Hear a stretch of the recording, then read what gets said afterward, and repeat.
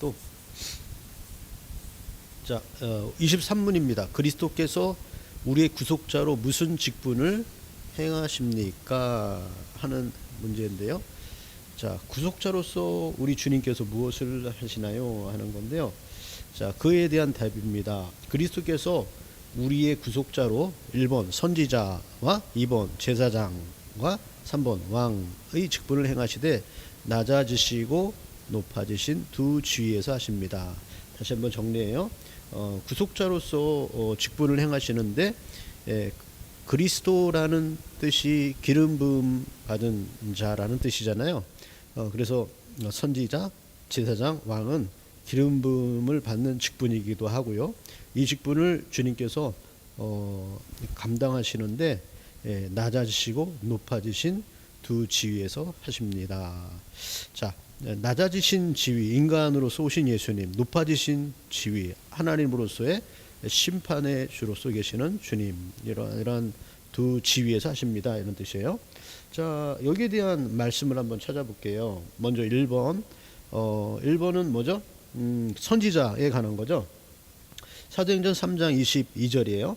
모세가 말하되 주 하나님이 너희를 위하여 너희 형제 가운데서 나 같은 선지자 하나를 세울 것이니 너희가 무엇이든지 그의 모든 말을 들을 것이라.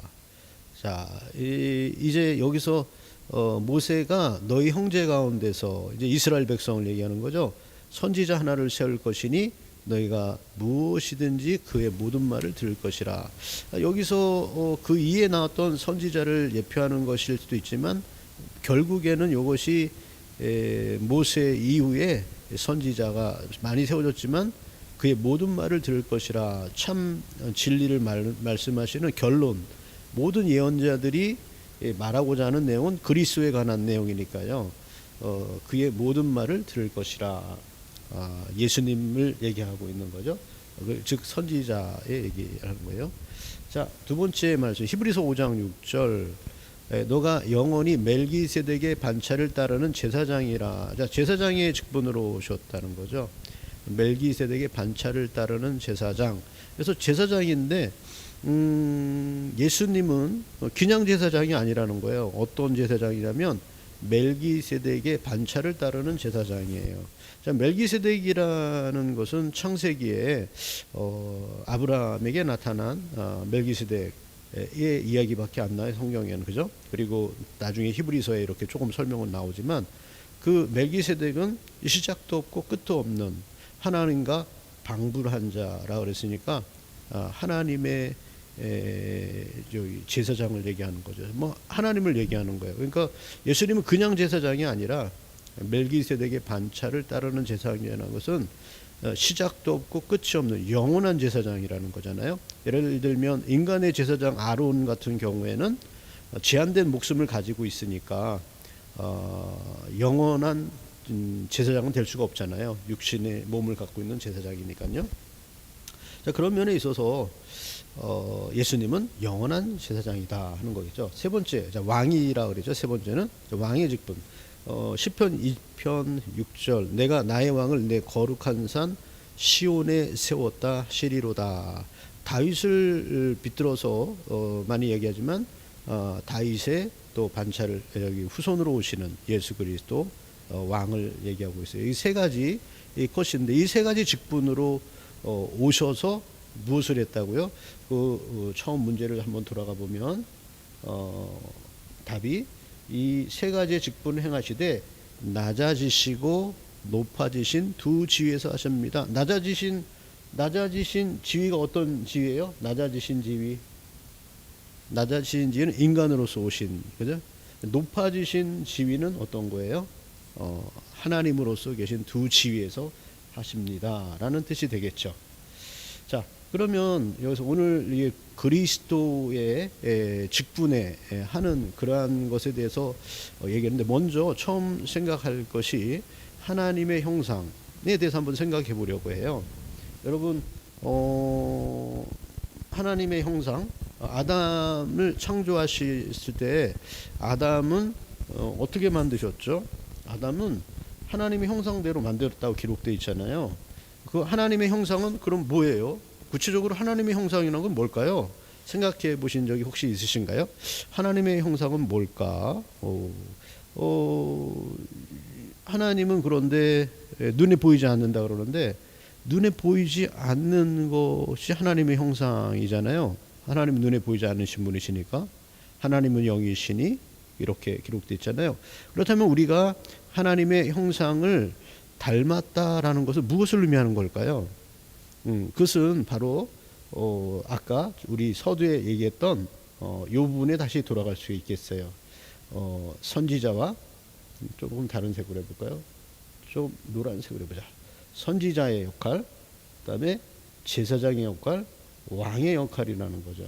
이거 일전에 몇 과죠. 처음에 우리 하나님에 대해서, 인간에 대해서 또 공부할 때 요거 했던 거 기억나시나요? 아담을 만들었을 때 예정론을 이렇게 조금 할 때 조금 설명 이런 있는데, 아담은 최초에 하나님께서 만드신 아담은 무엇으로 충만했다 그랬죠? 지혜로 충만했다고요. 그죠?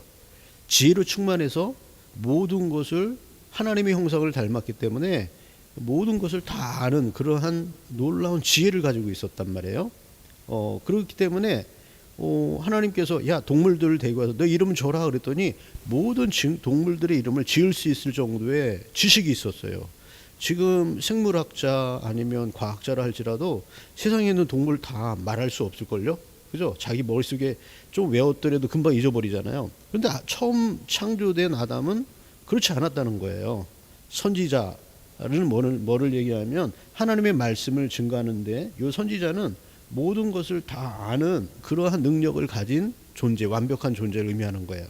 그래서 아담은 완벽한 선지자로서 존재했었습니다 라고 공부했던 거 기억나시나요? 그 다음에 제사장으로서도 존재했어요. 왜냐하면 하나님과 늘 에덴 동산에서 동행했기 때문에 하나님과 교통했다는 거예요. 그죠? 그렇기 때문에 제사장의 역할도 아담은 감당을 했어요. 그리고 왕의 역할도 감당을 했죠. 왜냐하면 하나님께서 이 세상을 만드시고 모든 것을 다 다스리고 그리고 또 지배하라고 명령하셨어요. 그죠? 그러니까 왕의 권세도 가지고 있었단 말이에요. 그래서 진정한 하나님의 뭐라 그러죠? 형상이라는 것은 바로 이것을 의미하는 거예요. 선지자를 의미하기도 하고 제사장을 의미하기도 하고 왕을 의미하기도 하는 거예요.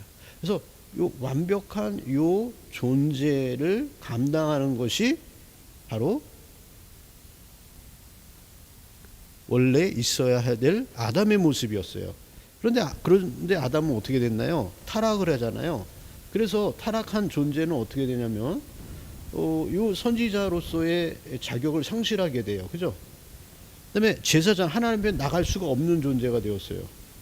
그리고 세상의 동물들, 이 땅조차도 사람의 명령을 듣지 않고 저주받아서 땅은 엉겅퀴를 내고 동물은 사람을 위협하는 존재로 바뀌게 되잖아요. 이 세 가지 존재 다 할 수가 없는 존재로 사람은 바뀌게 되잖아요. 자, 그렇다면 예수님은 그럼 이 땅에 왜 오시는 걸까요? 정말 구속이라는 것, 그다음에 우리를 대속하고 구원하셨다는 의미가 뭔가요? 뭐를 구속하는 거죠? 물론 죄를 사하시는다는 거 우리가 의미를 알고 있지만, 죄를 사해서 그러면 어떻게 됐다고 우리가 천국에 가면 그것으로 구원받고 천국에 가면 그런 개념으로 우리가 믿고 있는 건가요? 뭐냐면 예수님을 믿음으로 말미암아 우리가 하나님의 형상을 회복한다는 걸 의미하잖아요. 그렇다면 하나님의 형상이 회복된다면 어떤 거겠어요? 이 선지자의 역할도 다시 회복되어야 되고, 제사장의 역할도 회복되어야 되고, 왕의 역할도 회복되는 것이 이 대속의 의미라는 거죠. 자, 이런 의미, 이런 것을 생각하면 성경 읽는 게 더 재밌어져요. 아, 그렇구나. 그리고 처음부터 창세기부터 이런 개념으로 읽잖아요. 그러면 성경이 너무 재밌는 거야.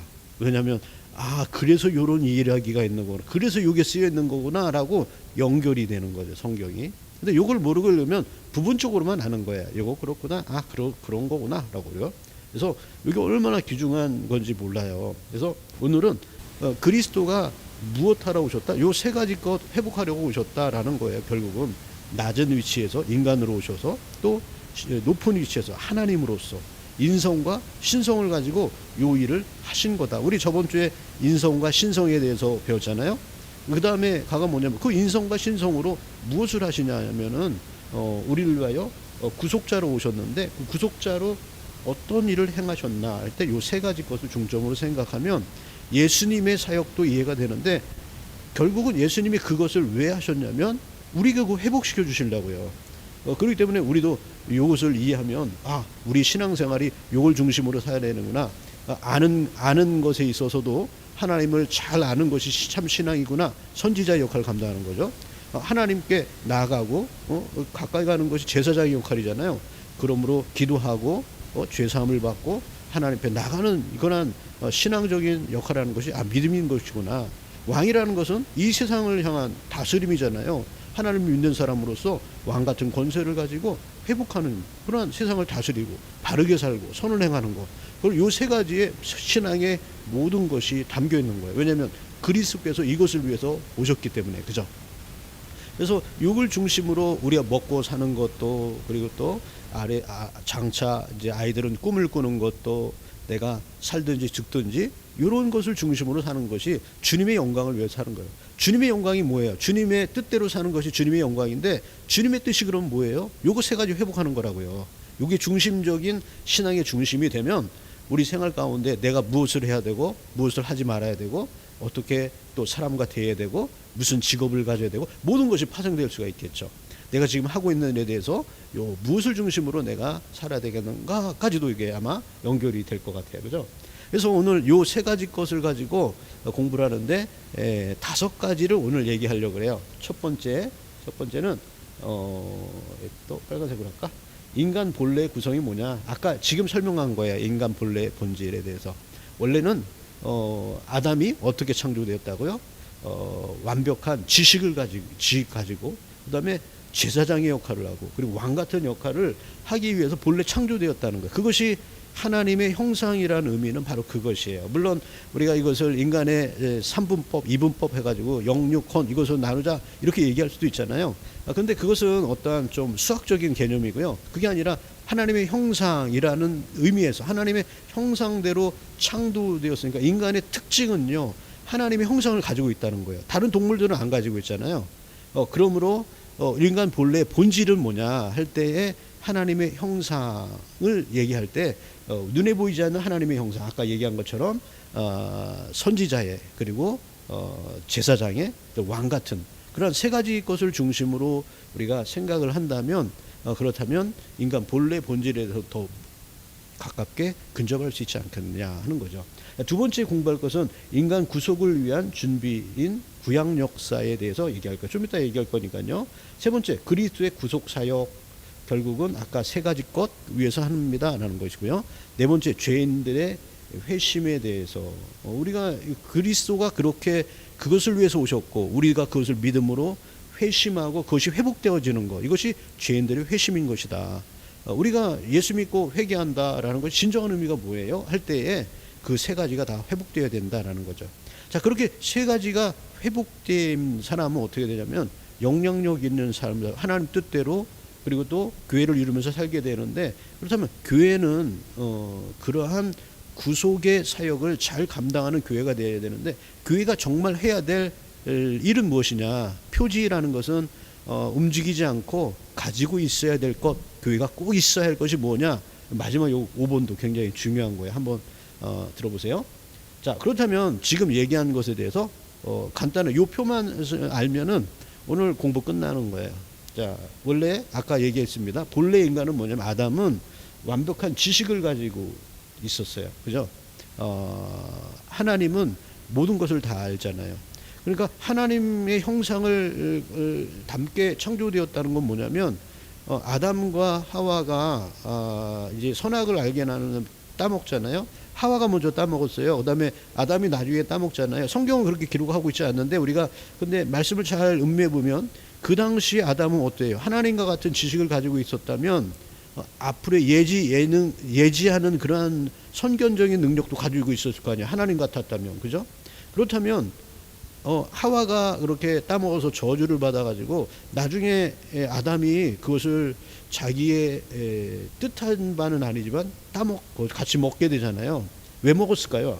야, 나는 아니야, 너 혼자 죽어. 그런데 아담은 난 안 먹어. 그럴 수도 있지 않았을까요?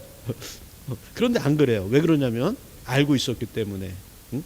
이 죽음의 존재를. 그래서 그것을 따먹고, 그리고 이제 완벽하지 않은 인간으로 바뀌게 되는 거죠. 지식이 없어져요. 그래요? 그래서 이 지식이라는 그러한 면에 있어서 완벽한 지식을 가지고 있었던 것이 아담이었다. 거룩 면에 있어서도 완벽한 거룩성을 가지고 있어서 늘 하나님과 동산에서 동행했어요. 그죠? 에덴 동산에서 하나님과 늘 함께 있었다고요. 죄짓지 않은 아담은요. 그죠? 그다음에 장소를 다스리고 있었으니까 의에 있어서도, 의라는 것은 뭐냐면요, 바르다라는 것인데 이 세상이 바르게 가도록 인도하는 것, 그렇게 다스리는 것을 의라고 얘기하는 거예요. 그런 의를 가지고 있었던 것이 아담이었다는 거예요. 그런데 현재 인간, 죄지은, 그 아담 이후로 죄지은 인간은 이제 무지하게 되었어요. 지식에 있어서 무지하게 되었습니다. 그리고 거룩에 있어서는 죄를 가지고 태어나고 사악하게 되었고, 그리고 늘 그들이 생각하는 것이 악한 것들 뿐이라 성경에 이렇게 기록되어 있죠. 그리고 왕의 모습은 죄를 지었기 때문에 이 나라의 정의를 구현하는 것이 아니라 악이 성행하고 있어요. 정말 세상을 보면 기막히지 않습니까? 잠깐 지도를 한번 볼까요? 여기 이스라엘이 어디냐면요, 요 부분이네요. 또 이걸로 할까? 빨간색으로. 이스라엘이 이집트니까 여기네, 여기 요 부분이에요. 그죠? 보이시나요? 좀 크게 쓸까요? 여기. 여기에요. 근데 여기서 이제 예수님이 이 땅에 오셔가지고 이제 복음이 전파되는데, 참 요즘에 사도행전 이제 금요일 날 말씀 증거하는데요. 참 기가 막혀요. 요 이스라엘에서요, 여기서 예루살렘을 중심으로 해서 복음이 전파돼요. 유대인을 중심으로, 유대인에서 구원이 남이라 성경에 기록되어 있잖아요. 유대인을 중심으로 해서 여기 예루살렘에 있었던 것이 이제 예루살렘 박해를 통해서 이제 밖으로 나갑니다. 그래서 좀 더 가면 요즘 배우는 건데, 이거 이 예루살렘에서부터 시작해가지고 여기 안디옥이라는 곳에 사도 바울이 가게 되죠. 그리고 이제 이 안디옥 1차 전도 여행은 이 실루기아라는 곳을 통해서 이 섬 키프로스 섬으로 가게 돼요. 그래서 여기에 총독을 전대하고 여기가 복음화가 되죠. 그리고 나중에는 어떻게 됩니까? 이 유럽이 요거 이제 바울의 역량으로 그리스 로마로 가잖아요. 여기, 그죠? 죄인의 신분으로 여기가 복음화가 되기 시작해요. 그리고 이 복음이 로마가 여기 있네요. 로마가 여기 있어요. 여기로 갔네요. 로마가 여기 있어서 요 로마를 중심으로 해서 유럽이 복음화해야 돼요. 그리고 이 로마가 이제 국교가 기독교가 된 다음에 세력이 확장되는데, 로마의 세력은요, 요 유럽 전체를 통치하고 있었다고요. 예, 교황이요. 그죠? 그래서 처음에는 바른 성경의 교리를 가지고 있었지만 가면 갈수록 정치적인 것과 그리고 교회 타락이 있으므로 부패하게 돼요. 그래서 그 가운데 생겨나는 것들이 뭐죠? 종교개혁이 일어납니다. 종교개혁하면 유명한 독일이잖아요. 여기가 베를린이에요. 여기가 독일이네요. 그러니까, 그죠? 근데 독일이고 프랑스에서는 존 칼빈, 파리가 그러니까 프랑스죠. 자, 그런데 칼빈 같은 경우에는 제네바, 스위스죠. 이쪽 지역, 여기가 스위스예요. 요 지역에서 이제 활동을 많이 해요. 그래서 독일하고 프랑스, 스위스 이런 곳에 복음화되면서 점점 사람들이 진정 말씀을 중심으로 사는 것이 참 신앙이라는 것이 깨닫게 되어서 이걸 중심으로 변화되는데, 영국이 이제 변화가 되고, 그다음에 이 영국에서 나중에 어떻게 됩니까? 이쪽으로 이렇게 가게 되죠. 좀 큰 지도를 또 봐야 되네요. 큰 지도로 이렇게 가면 영국이 여기 있어요. 그래서 영국으로 와가지고 여기서 메이어플을 타고서는 배를 타고 미국으로 건너 복음화되게 되죠. 그죠? 이 복음화된 것들이 물론 많은 곳에 선교사들을 파송하게 되지만, 특별히 우리나라와 관계된 것은 여기서 이제 배를 타고 반대쪽으로 이쪽으로 와가지고 한국으로 오게 돼요. 한국에 와가지고 복음화가 돼요. 이게 미국의 북장로교회가 이쪽으로 오게 되는 거예요. 그래서 한국에서 복음화가 돼가지고 또 이제 뭐 한국이 세계에서 거의 인구 비율로 따지면 세계에서 선교사 제일 많이 파송하는 나라가 돼요. 지금 현재 온누리 교회인가요? 하용조 목사님 2010 몇 년이죠. 그 전에 설교하실 때 이렇게 들어보니까는 제가 온누리 교회 1000번째 선교사를 파송했습니다. 한 교회에서요. 한 교회가 선교사 1000명을 파송했어요. 말이 돼요, 여러분? 한 교회가요. 말이 안 되죠. 야, 정말 기막힌 일을 한 거예요. 근데 한 교회가 아니라 한 교회는 그런 교회가 대형 교회가 꽤 있다고요. 뭐 대형 교회 좀 이상하다는 좀 너무 나간다라는 그런 얘기도 있지만 큰 일을 한 것은 사실이거든요. 그런 좋은 일도 많이 했거든요. 그리고 또 훌륭하신 분들도 많았고요. 그 중에 좀 못하고 그런 것은 조금 부분적인 거죠. 그죠? 그런 거 보면 하나님의 역사하신 것은 엄청난데 이러한 참신앙이 오면서 다시 한번 둘러보면 여기가 복음화 됐어요. 이스라엘 통해서 유럽이 복음화가 되는데 이 문제가 생긴 것이 뭐냐면요. 우리가 이제 지금 우리 기독교의 현 상황을 좀 파악하는 것이 필요하다고 생각해요. 그것을 알고서 공부하는 것과 모르고서 공부하는 것은 큰 차이가 있다고 생각해요. 이 유럽이 복음화되면서 큰 문제가 되었던 때가 있어요. 그것은 뭐냐면 원래 하나님 말씀 중에 종교개혁이 일어난 다음에 그 다음에 성경 번역도 일어나고 말씀 중심으로 살자 이렇게 살잖아요. 그것을 우리가 1800년도에 그렇게 순수한 신앙을 가진 사람들이 있었는데 그것을 이제 신학적으로는 근본주의자라 그래요. 근본주의자는요 5가지 사상을 가지고 있어요. 여기다 잠깐 메모 좀 할까요? 뭐냐면 성경의 무호성, 성경을 굉장히 안 보니까 진한 걸로 성경의 무호성. 성경은 하나님의 말씀이다라는 거. 여러분도 이거 믿으세요? 하나님 말씀인 거 믿으시죠? 이것은 타협할 수 없잖아요. 그다음에 두 번째는 뭐예요? 예수님의 처녀 탄생. 우리 교리 배웠잖아요. 얼마 전 며칠 전에 저번 주인가요? 이게 굉장히 중요한 거라고요. 그다음에 세 번째, 예수님 우리를 위하여 지금 우리가 배우고 있는 대속의 죽음. 지금 오늘 배우는 거예요. 우리를 대속하기 위해서 죽으셨는데 그 의미가 무엇인지. 그다음에 네 번째는요. 우리가 육신에 부활한다는 거예요. 예수님 부활하고 부활. 그다음에 다섯 번째는요. 이제 재림이죠. 예수님의 재림. 요 5가지를 근본주의라고 얘기를 해요. 그래서 요것을 떠나는 신앙은 말씀에서 점점 위배되는 신앙이에요. 칼빈이 위대했던 것들은 이러한 것들에 떠나지 않고 교리를 잘 정리했어요. 그래서 당시에 요 영국에 있었던 영국을 중심으로 해서 이제 신앙이 미국으로 이제 계승이 되는데 근데 문제가 생겼는데 뭐냐면 이제 여기서 자유주의 신학, 현대주의 신학이라고 우리가 자꾸 여기 교재에서 자꾸 얘기하잖아요.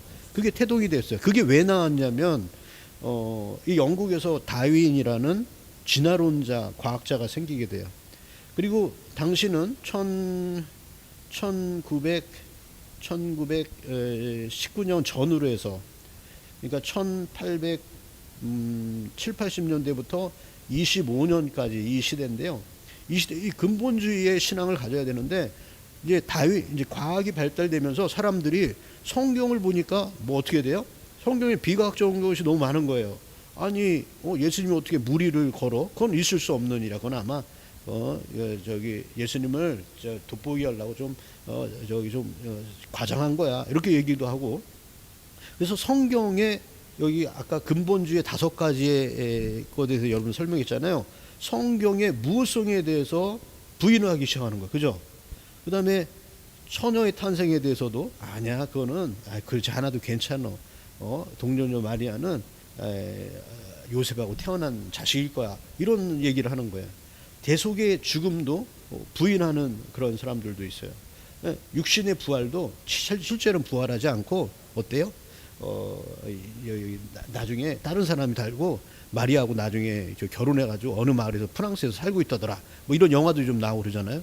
이런 것에 점점 예수님이 재림은 그게 아니라 복음이 세계 이제 기독교화가 돼가지고 그게 재림이라고 얘기하는 거야. 이렇게 얘기하고 막 성경에 실제로 있는 것을 부인하는 그러한 사상이 자유주의, 현대주의라고 얘기하는 거죠.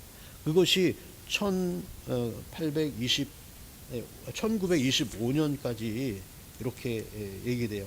그래서 너무나 많은 이러한 이제 자유주의 이제가 생기고 그랬던 가운데 이건 아니다. 그래서 1925년을 기점으로 해서 미국에서 당시에 제일 유명했던 신학교를 프린스턴 신학교라 그래요. 프린스턴. 이거는 재미로 듣고요. 잊어버리셔도 돼요. 어려운 얘기일지 모르니까. 그런데 좀 알면은 재밌잖아요. 그죠? 모르고 들으면 재미없어요. 이 프린스턴 대학이 보수주의, 근본주의 신학교였는데 독일에서 자유주의를 배운 신학자들이 이 프린스턴 교수로 영입이 되었어요. 거의 100% 가까이. 그래서 여기에 있던 보수주의 신학교 5명이 여기서 나와가지고 학교를 세우게 돼요. 그게 뭐냐면 미국에서 웨스트민스터 신학교라는 것을 미국에 세워요. 그래서 우리는 근본주의로 돌아가야 된다 해가지고 신근본주의 신학이라고 얘기를 해요. 그래서 신근본주의 사상들이 나오게 돼요. 자, 근데 요 프린스턴 대학에서 이렇게 갈라지기 이전에 이 갈등했던 독일에서 나왔던 그 자유주의 이러한 것들이 그 중에 칼발트라는 분이 자유주의 신학을 배웠는데 그렇게 목회하니까 교회가 안 되는 거야. 사람 믿음이 다 떠나는 거야. 사람들이 당연하지 않아요? 성경 부인하고 처녀탄생 대속 부인하고 육신 부활하고 재림 다 부인하는데 어떻게 누가 하나님 믿겠어? 그렇다면 딴 거 좋은 거 자기 하는 게 낫지 안 그래요? 그러니까 이건 아니다. 성경대로 믿어야지. 이상한 걸 가리키니까 사람들이 교회를 다 떠나더라 해가지고 그래서 나왔던 신학이 칼발트 중심으로 해서 신정통주의 신학이 나온 거예요. 그래서 이것이 미국에 한참 유행하다가 그러다가 이제 자유주의에게 밀린 이 프린스턴 대학 때문에 밀렸다가 다시 나왔던 것이 아니다. 근본주의로 다시 돌아가야 된다 하고 나왔던 것이 신근본주의 사상이라는 거예요. 그 다음에 1945 우리나라 대한민국 해방됐던 전후로 해서 45년 57년 요 사이에 태동된 미국의 이제 신학의 흐름이 있는데 뭐냐면 복음주의라고 있어요. 들어봤죠? 복음주의라고. 복음주의가 뭐지? 복음주의하고 개혁주의하고 뭐가 틀린 거지? 복음주의는 근본주의의 신앙, 이게 5가지의 신앙을 이것을 인정을 하고 그렇지만 우리가 이 세상에 나가서 이 세상이 악하다고 하지라도 우리가 이 세상 가운데 사니까 그들을 전도해야 되고 그들을 인도해야 되니까 이 근본적인 신앙을 가지고 사회에 들어가서 전도를 하자. 그래서 그러기 위해서는 사회의 여러 가지 면에 접해야 되고 그들과 만나야 되고 선도해야 되고 그래야 된다라는 그런 주의가 복음주의예요. 그런 것들이 이제 태동돼서 지금까지 이루고 있죠. 그래서 지금 현재 큰 맥락으로 4가지가 있는 거죠. 신정통주의 칼발트의 신학이고요. 네, 신근본주의 이 5가지 기본 신앙을 가지고 사는 거. 그다음에 자유주의, 현재주의 이거 자꾸 얘기했던 내용이고요. 그다음에 지금 마지막에 이제 태동된 복음주의라는 거예요. 그래서 우리는 뭐 복음주의라고 이렇게 뭐 어떤 선을 긋고 싶지는 않지만 근본주의 신앙을 우리도 확실하게 개혁주의 신학이니까 그걸 믿고 있으면서 뭘 추구해야 돼. 그렇지만 이 세상 가운데 세상을 등지고 사는 건 아니잖아요. 세상을 떠나서 살 수는 없잖아요. 그러니까 세상 가운데 이 근본주의적인 신앙을 가지고 사람을 전도해야 되겠다. 그러기 위해서 복음주의랑 좀 비슷하긴 한데 완전 복음주의는 아닌 것 같아요. 뭐 세상에 나는 요거다 하고 하지만 꼭 그렇게 사는 사람이 어디 있겠어요. 그죠? 우리가 이런 맥락을 알고 좀 말씀을 듣고 신앙생활을 하고 사람을 만나고 일을 하고 할 때 이걸 알고 나는 이런 중심으로서 세계를 바라보고 이렇게 살겠다 하면은 도움이 될 것 같아요. 자, 34분이네요. 조금 이제 10분 동안에 이제 그 본론으로 돌아가야 돼요. 사실 요 얘기하면 다 한 거거든요. 자, 그래서 세 번째는 이스라엘의 선지자로서의 역할을 했던 것은 구약의 모든 모세와 선지자들 있죠. 이들이 선지자 역할을 했어요. 그 다음에 제사장은 아론과 그의 가족들, 그리고 그 후손들이죠. 아론의 제사장은 가족들이 했잖아요. 그 다음에 왕은 다윗과 다윗의 가족이라고 한 것은 핏줄, 북이스라엘은 왕조가 계속 바뀌었어요. 그런데 미남이 남유다는 왕조가 안 바뀌어요. 왜냐하면 그 집안이 그 집안이야. 바뀌어도 유다 부족하고 베냐민 부족밖에 없었으니까요, 왕이요. 그래서 이스라엘을 통해서 요 세 가지 직분을 하나님께서 감당하게 하셔서 예표를 보여주시죠, 그리스도에. 그래서 그리스도가 오십니다. 그래서 선지자의 역할을 하세요. 그리스도도 하나님의 말씀을 선포하시죠. 그다음에 희생의 제사를 자기 몸을 드리시잖아요. 그다음에 재림하셔서 왕의 왕으로 이 세상을 심판하고 다스리세요. 이 세 가지 역을 하셨어요. 자, 그렇다면 우리가 그리스도를 믿는 것은 회개한다는 것, 그리스도를 믿는다는 건 뭐냐? 그렇다면 하나님을 바로 아는 것, 바로 알지 않고서는요 회개했다고 할 수 없어요. 가끔 좀 지난 얘기인데요. 이제 미카가 어렸을 때 뭐 잘못을 해요. 잘못을 하면 저는 이제 아빠 미안해 그러면요 저는 남자라서 그런지 몰라. 그래 됐어 다음부터 하지 마 잘해 그렇게 끝나요. 그런데 이제 엄마 미안해 하고 엄마한테 그러잖아요. 그러면 뭐가 그래 엄마는 뭘 잘못했는지 꼬집꼬집 해묻는 거야. 그래서 그냥 넘어가지. 그런데 안 된다는 거야. 그래서 이렇군 저렇군 이게 잘못돼서 저게 잘못했다 막 이렇게 막 얘기도 하고 그러는데 사실은 이제 뭘 잘못했는지 알고 있어요. 그죠? 그런데 엄마는 그걸 확인하고 싶은 거겠죠. 자, 그런데 우리가 잘못한 것을 알고서 잘못했다 그래야지 모르고서 잘못했다 그러면 안 되고, 그리고 또 하나님에 대한 지식, 그리고 또 하나님께서 원하는 그런 모든 지식에 대해서 우리가 알 수 있을 때 그럴 때 참 회개에 이른다는 거예요. 그다음에 정이라는 것은요, 이건 감정에 의한 것이기도 한 거예요. 우리가 마음에도 없는 것, 그것을 내가 믿는다고 아니면 회개한다고 할 수 없는 거잖아요. 그래서 마음으로부터 회개할 수 있는 거죠. 의라는 것은 그 다음에 이렇게 알고 마음으로 느끼고 이랬던 것이 어떻게 돼요? 이것이 여기서 끝나면 안 돼요. 의로 생활로 바꿔야 돼요. 우리 삶이. 그게 의라는 거예요. 그게 정의. 그래서 이 땅에서 또 예수님 믿었기 때문에 옛날에는 국률이 여기지 않았던 그런 마음이 사람을 국률이 여기는 마음이 생기고 바르게 살고 이런 것들로 바뀌는 거죠. 자, 그렇다면 이렇게 회개하고 그렇게 살았던 그런 사람들이 모이는 곳을 교회라고 우리가 얘기한단 말이에요. 그럼 교회도 마찬가지예요. 교회도 꼭 있어야 할 것이 뭐냐면 하나님의 말씀, 신실한 하나님의 말씀이 선포되지 않으면 교회라고 얘기할 수 없어요. 그죠? 그래서 그 교회의 제일 중요한 것은 말씀이 바로 선포되냐 안 되냐 중요해요. 이 하나님의 말씀을 자기 생각대로 자기 마음대로 막 이렇게 얘기하면 안 되겠죠. 성경 중심으로 바른 전파가 있어야 돼요.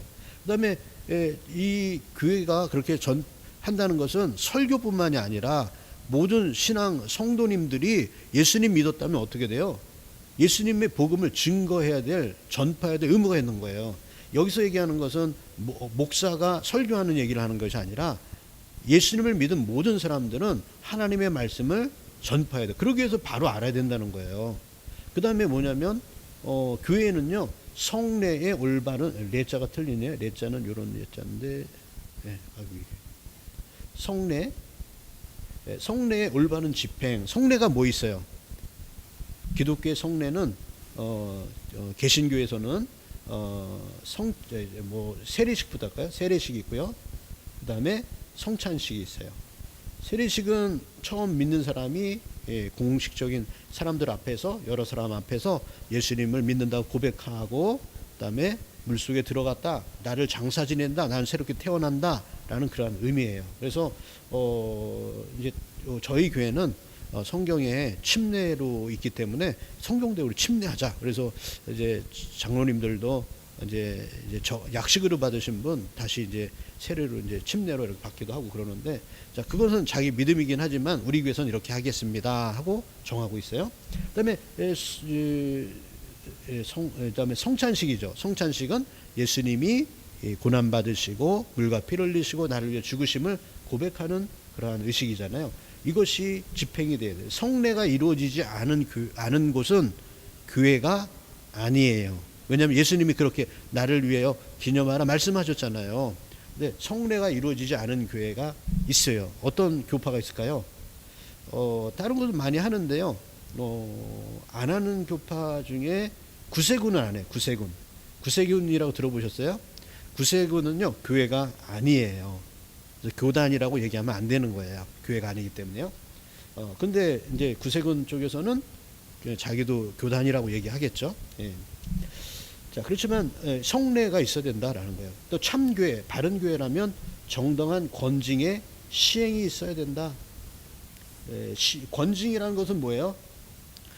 권면하고 벌하는 거예요. 벌하는 거. 징계를 내리는 거예요. 자, 하나님의 말씀을 올바로 안 하고 그랬다면 당연히 징계를 내려야 돼요. 자, 교회에서 만약에 목사가 잘못했으면 어떻게 돼요?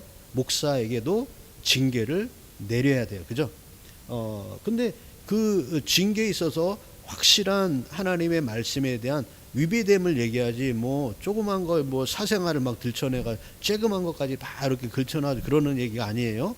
공식적으로 우리가 하나님의 교회로서의 바른 그러한 일을 하느냐 안 하느냐 이런 것들에 대한, 예를 들면 엄청난 금액을 뭐라고 해요? 착복했어, 목사가. 아니면 장로가. 그런 교회 많잖아요. 큰 교회는 그럴 수 있고, 우리 교회는 그럴래야 그럴 수도 없어요. 다 이게 공표되니까요. 근데, 그럴 수가 있단 말이에요. 그럴 경우에, 그러한 것에 대해서 이익관계를 통해서 어떤 교회들은 서로 덮어주고 모른다 그러고 그럴 수가 있어요. 그런 권징이 안 된 교회는 참교회가 아니다라는 거예요. 그래서 이것을 바로 해야 되겠다. 자, 그 다음에, 도덕적으로 사회 문란을 일으키고 해서는 안 될 그런 일들이 있다면 문제가 되겠죠. 자, 그 사람의 구원에 대해서는요, 회개하면 하나님께서 구원해 주세요. 그죠? 그러니까 그건 문제가 아니에요. 그런데 공적인 자리로서 감당을 할 수 있느냐 없느냐, 이건 문제라고요.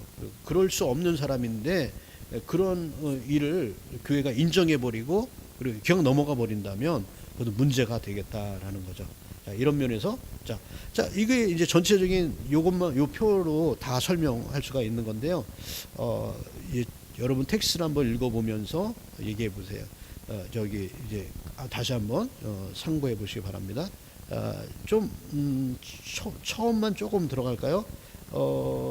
이 선지자와 제사장과 왕이라는 개념, 이것만 알면은 전체적으로 다 알 수 있을 것 같은데, 이 선지자, 제사장, 왕은 아담의 이야기뿐만이 아니라 성경 전체적에 흐르고 있어요. 그것이 아브라함에 대해서도요. 창세기 20장 7절에 보니까 뭐라고 기록되어 있냐면, 이제 그 사람의 아내를 돌려보내라. 그는 선지자라. 뭐라고요? 하나님께서 아브라함 보고 그는 선지자라 하면서요. 내 누이라고 속였던 그러한 사건에 대해서 이제 아브라함을 보호하기 위해서 하나님께서 그 꿈에 나타나 가지고 그 왕에게 얘기해 주는 장면이죠. 그때 선지자라라고 얘기하고 있단 말이에요. 그다음에 창세기 13장 4절 보니까 아브라함이 그가 처음으로 제단을 쌓은 곳이라, 그가 거기서 여호와의 이름을 불렀더라. 아브라함이 뭐를 했다고요? 제단을 쌓았다고요. 제단을 쌓은 것은 뭘 얘기해요? 제사장을 얘기하는 거잖아요. 그죠? 그러니까 아브라함인데도 불구하고 제사장의 역할을 감당했던 것이 나왔잖아요. 창세기 13장에서 4절은 조카 롯이 소돔과 고모라가 이제 침략을 당해서 포로로 잡혀가서 그 포로를 구출하는 내용이에요. 그런데 이 내용 좀 기니까 다 읽지는 않겠는데, 이 내용이 뭐냐면 여기 내용이, 여기 아브라함이 그 주변에 있는 왕, 여기 어떤 왕, 시날 왕, 아므라벨과 엘리살 왕, 아리옥과 엘람 왕, 그돌라오멜과 고임 왕, 뭐 이런 왕 이름이 나오잖아요. 당시에 유명했던. 그런데 이 왕들하고 뭐예요? 다이다이를 뜨는 거야. 이거 뭐예요? 아브라함이 왕 같은 권세를 가지고 있다는 거예요. 당시에.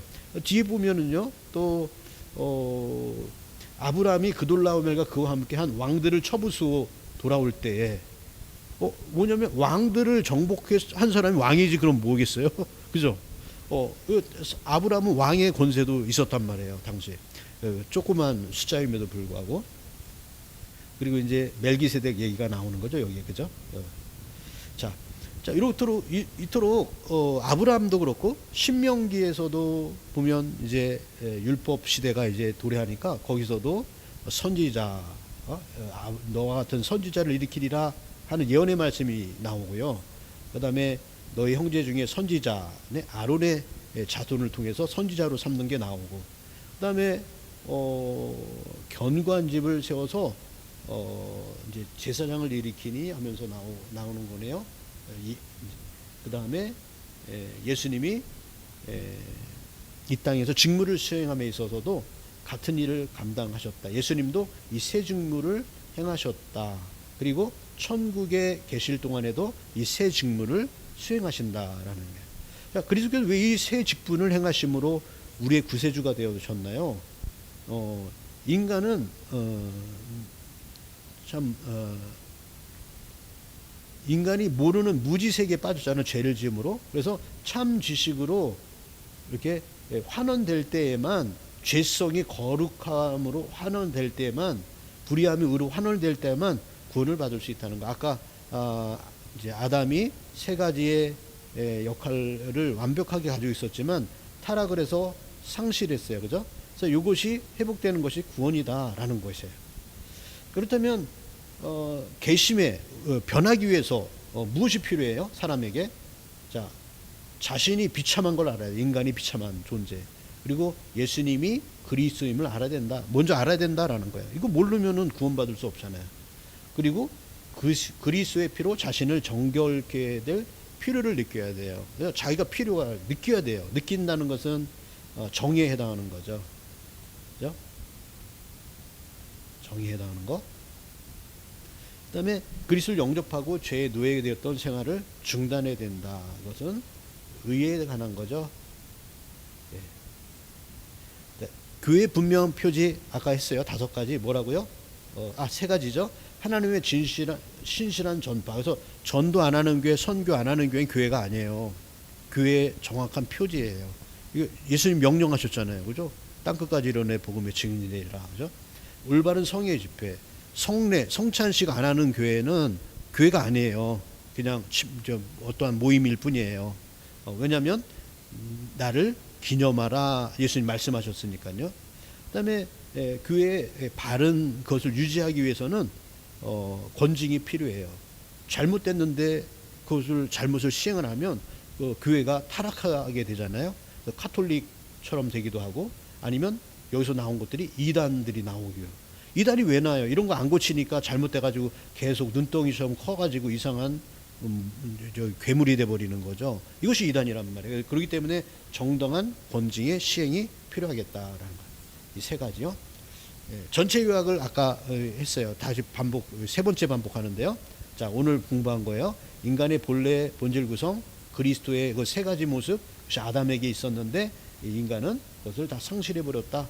자, 그렇기 때문에 인간의 구속을 위한 준비인 구약 역사, 구약에서도 이것을 회복시키려고 아브라함을 통해서, 모세를 통해서, 아론을 통해서, 다윗을 통해서 대표적으로 이런 것을 말씀하셨고 있었고, 이것은 유한된 역할이지만 그리스도는 이것을 영원한 분으로서 이것을 완벽하게 수용하실 수 있는 분으로서 이 땅에 오셨고, 예수님 또한 이 일을 감당하셨죠. 그리고 이것을 죄인들이 알아야 되는데, 지정의의 면에서 알아야 된다. 예수님의 자기의 죄됨과 예수님이 필요함을 알아야 되고, 그 다음에 느껴야 된다는 거예요. 내가 예수님 필요해 하고 느껴야 돼. 그래서 우리가 많은 사람들에게 주에게 전도하면서 예수 믿으세요, 교회 나오세요 그러지만 그것은 단지 지식적인 것에 불과하고, 그들이 교회 나와가지고 느껴야 돼요. 그래서 이 정에 느끼는 부분은요, 이것은 하나님이 하시는 것이 아닌가 싶어요. 우리가 못할 것. 지는 우리가 알릴 것까지는 할 수 있잖아요. 그죠? 그 다음에 의는 이렇게 돼서 구원받은 사람들이 바르게 변화되고 살아가는 거, 이게 의라는 거죠. 그래서 죄인들의 회심이라는 것은 지, 정, 의까지 이르러야 된다. 그래서 이것을 갖다가 유지하고 그러기 위해서는 교회에 참 표지가 필요합니다. 꼭 있어야 할 지향될 목표가 있어야 됩니다. 그게 뭐냐면 아까 얘기했듯이 또 뒤로 잠깐 넘어갈게요. 하나님의 말씀을 올바로 교회가 전파하고 있나, 성례는 집행하고 있나, 정당한 권징의 시행이 있나, 요 세 가지를 잘 돌봐야 되겠다. 요게 어느 거 무엇이라도 하나 이렇게 없어지게 된다면 교회는 요거 하나, 예를 들면 말씀이 전파되는 것이 없어졌어요. 교회 만약에 요게 없어졌다면 요것 때문에 요 다른 것도 없어지게 돼요. 아니면 성례 집행이 없어졌다 한다면 이것은 사실 성례 집행은 예수님의 고난과 부활을 상징하는 건데 이것하고 다른 거하고 대치게 돼 있거든요. 그래서 이 성례 대신에 예수님이 나타나는 것이 아니라 다른 것을 막 집어넣고 세상 것이 들어오면 교회가 또 타락할 수가 있다.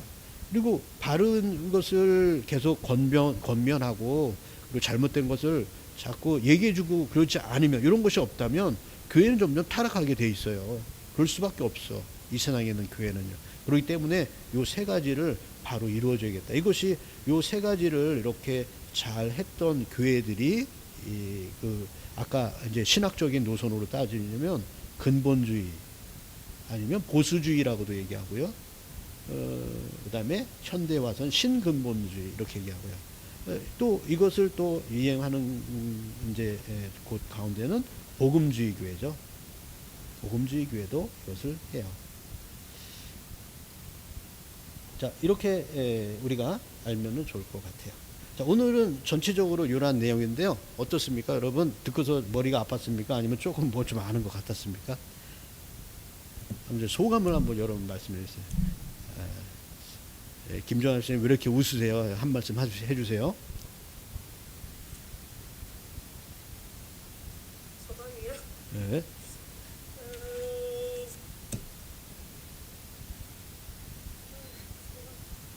소감. 어려웠어요. 어려웠어요? 예. 그래도 아는 거, 이해는 되셨습니까? 어려운 건 어려운 거고. 네. 무슨 말인지는 알았다면. 예. 네. 예. 이현숙 집사님 어땠습니까? 왜요? 이해가 되셨습니까? 좀 졸았어요. 그래서 나중에 또 한번 들어보세요. 예. 네. 예. 이몽룡 집사님 한 말씀 해주시고.